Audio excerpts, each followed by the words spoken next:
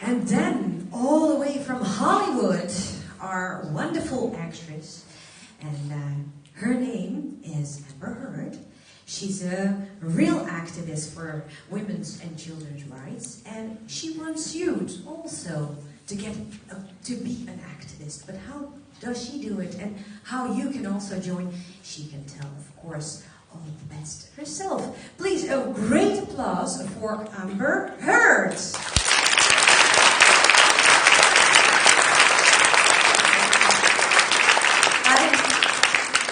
Hi everyone, how are you? And thank you for letting me be here. I feel really honored. Well, as you heard, it never gets old. I'm Amber Heard, and I am here today to speak for a second, not as an actress, not as the actress you may have never heard of, but as the human, as the person who's aware, slightly, awake, slightly, but motivated greatly. I guess it started very early for me. I grew up on the border, the US-Mexican border in Texas, where I saw my dad work. He did manual labor alongside a labor force comprised almost entirely of immigrants, migrants, and we had a lot of these migrants living with us. I considered them friends and family. I grew up on my dad's construction sites, bonding with them.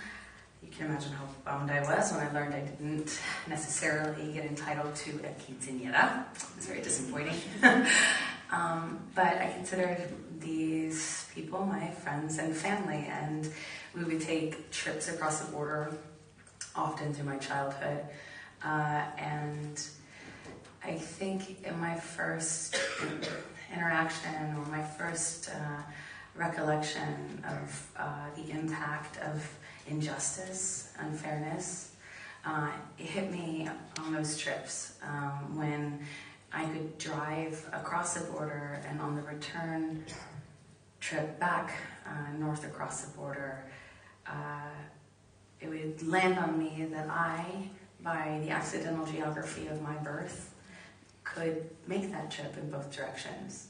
And why I, born by some accident, some fate, a few miles north of this line, soon to be a fence, why I had this privilege, and my family, my friends, my counterparts living a few miles south didn't have that privilege. And it struck me as inherently unfair.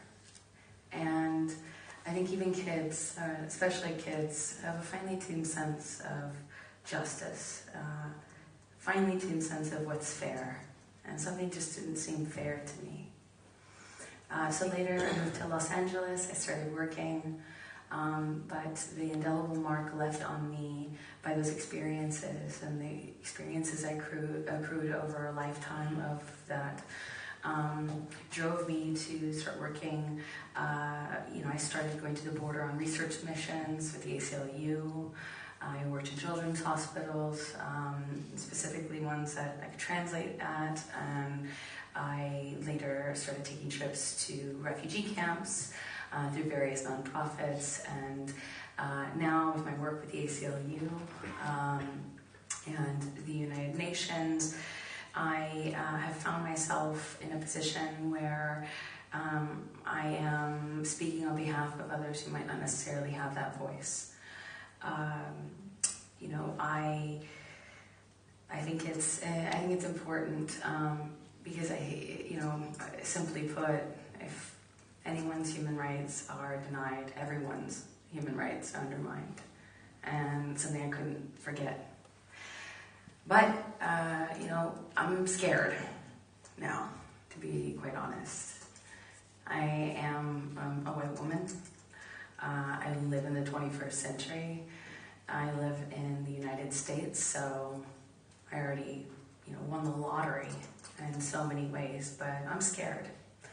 I'm scared as I see an increasingly polarized, nationalistic and popularist rhetoric flourishing. I see families separated, human rights abuses play out on a national stage without apology or accountability or retribution. I see children in cages. I see people elected to positions of power that blatantly deny and disregard basic human rights of women, of people in positions of power, positions where they are less powerful. I watch them get elected. I watch the tone of the rhetoric change, and increasingly strong attitudes, whether they're in checkpoints or in the form of these, Supreme Court nominees. I see a lot of reasons I should be scared. But there's hope. And what I'm saying along with this is, I think, far more powerful. I'm seeing a groundswell of energy, of excitement, enthusiasm that has left a generation like mine used to a certain amount of luxury and expectation for that luxury, have left us somewhat apathetic and disengaged, and I have seen that all turn around lately, or especially lately, as I see a grassroots groundswell of galvanization. People like this, amazing young activist I met recently called Menowin, who took an incredible tragedy that befell her and turned it into ammunition.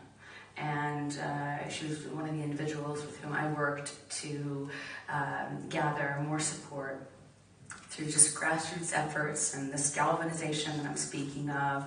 And we capitalized off of this energy, and we walked into the Senate buildings hand in hand with survivors from the constituencies that were relevant, and we confronted the senators ourselves. We organized protests. We mounted, in my opinion, a successful campaign to push the narrative, to challenge the status quo, and to say that we're here, our voices will be heard, and change, like revolution, does not happen overnight. Protests and revolution share this in common. Their result is not in a vote or a law, it is in a change of attitude, and we are seeing that happen.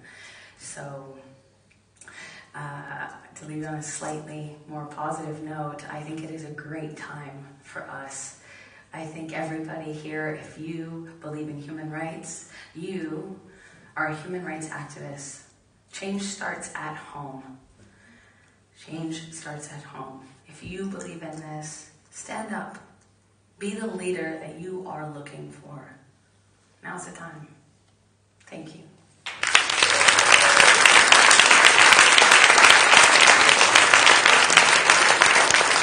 Thank you so much, Amber.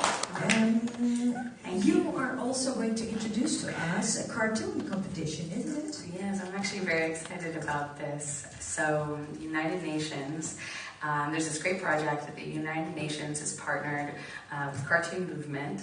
They created a contest of cartoons that illustrate the Universal Declaration of Human Rights, and it's 30 articles. And I guess we've narrowed it down to some of the top finalists, and we would love it if you weighed in and give us your opinion. Vote on your favorites, and Leila will explain the rest to you. Definitely I will, because, and I will look at Diana, click again. These are the examples of wonderful pictures here were made for all these wonderful, important. But how to vote, you can do that by registering on cartoonmovement.com. You are not going to be able, I think, I heard some phones going off, by the way. That was we didn't agree on that, but we're in a dungeon, so I don't know, I find it very important and very glad that you have some reception, but if you can go on cartoonmovement.com right now and do that. But if you go upstairs, it's maybe easier. And then fill in your data, and then after that, you can vote on the cartoons. It's as easy as that. So, Amber, and it's important to vote, isn't it? Absolutely. Voting is the surest way to maintain your voice in democracy. Definitely. So the lights can go up again because I want all our wonderful speakers to come and join us here on stage. And for you, please, a warm applause for all of them.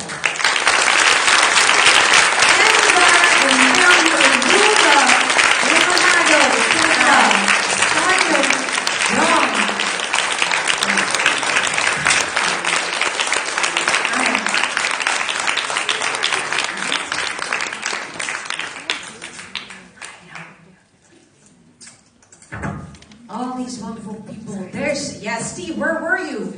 Where were you? I couldn't tell. Okay. And Steve, of course. These are our wonderful speakers of tonight. Give them a warm applause, please.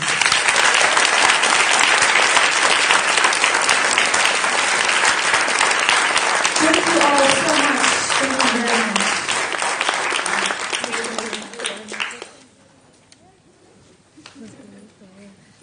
And just before you leave,